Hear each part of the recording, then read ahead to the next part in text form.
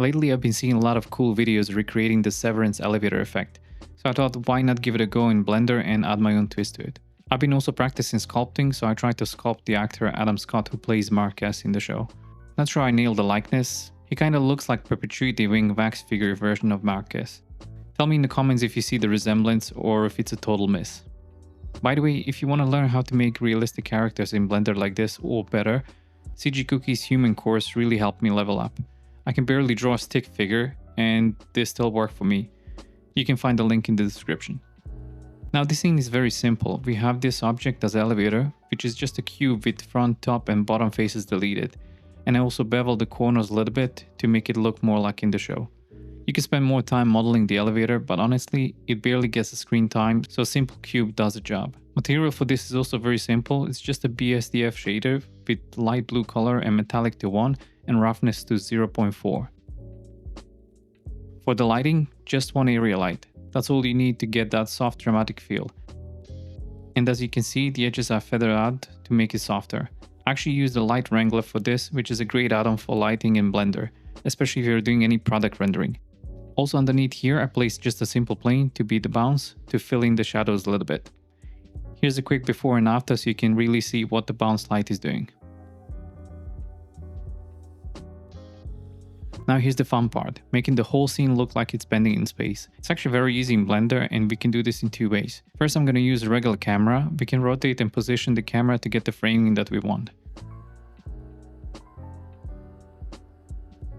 Before we start animating focal length, we can first change the aspect ratio to match the TV shows, which was shot in CinemaScope.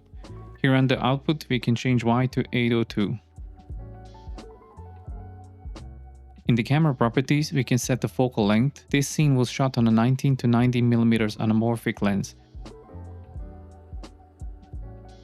And if you really want to emulate that anamorphic distortion, you can use panoramic here under the type, but for this video we will stick to perspective. Apparently they were keeping this scene in the 19 to 30mm range, but here I will use 85 as I like the way it looks better. As the camera is the active object, we can position the camera with G until we are happy with the framing.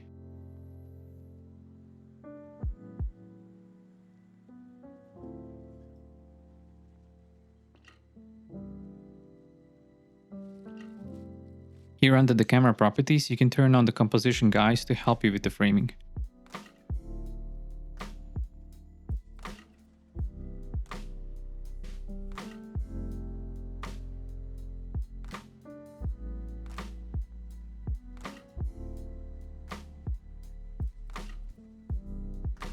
When you're happy, you can add the keyframe to the focal length and to the camera position by pressing I. Now move the frame where you want the effect to finish and change the focal length to a smaller number and add a keyframe. Then we need to move the camera to match the framing from earlier. This is where the composition guides are handy.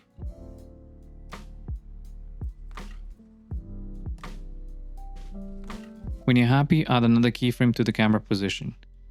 And if you move the timeline, you can see that we have this dolly zoom effect where the subject stays in the same position but the perspective shifts. Now this is great, but if you want to get fancy and more accurate, there's a better way using Blender's dolly rig. Let me show you. We can delete the camera and add a dolly camera rig. In case you don't see this, you just need to activate the add-on in the Get Extension panel under the Preferences.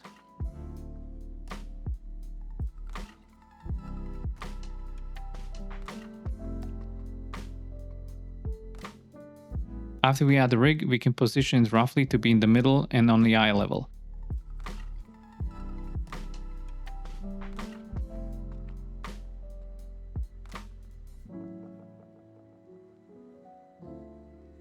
What we want now is to place the aim part of the rig in the middle of the subject.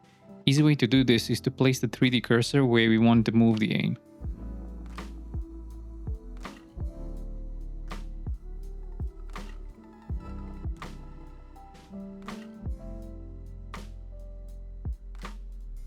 We can select the two eyeballs and press Shift S and cursor to selected.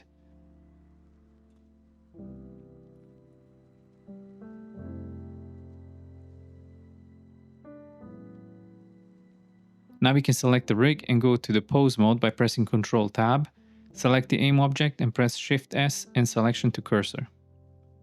And this will place the aim in the middle of the subject where we want it. Now we can select this part of the rig which will be used to control position of the camera.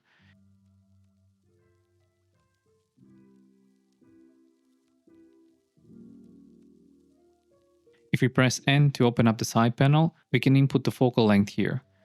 This is located under the Tool tab. I'm gonna put 85 here. Now we can position the camera to get the framing.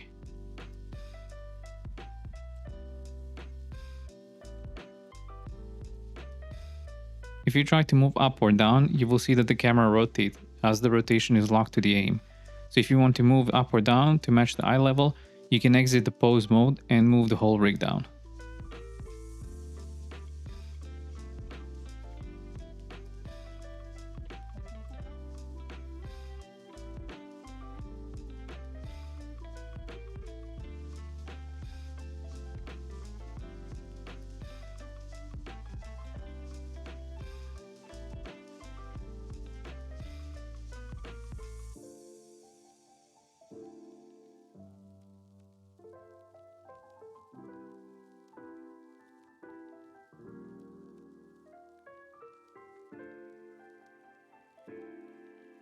When you're happy with the framing, here on the side menu under the focal length, you can click this arrow and select Set Dolly Zoom.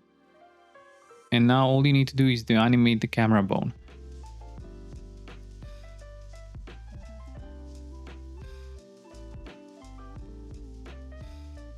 In the pose mode, we can set the keyframe on the frame 1, then go to frame 60 and move the bone till you see the focal length that you want.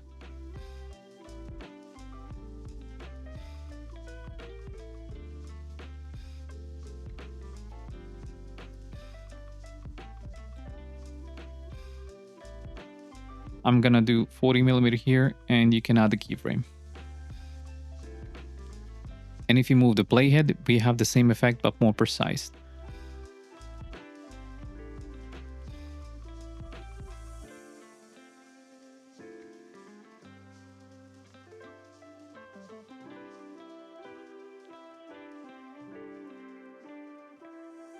And that's it, render it out and you have your own little slice of Severance. Most likely I'll post this model to the Blender kit after I clean it up a little bit, so if you want to use it, you can find it there. If this helped you out, drop a like and I'll see you in the next one.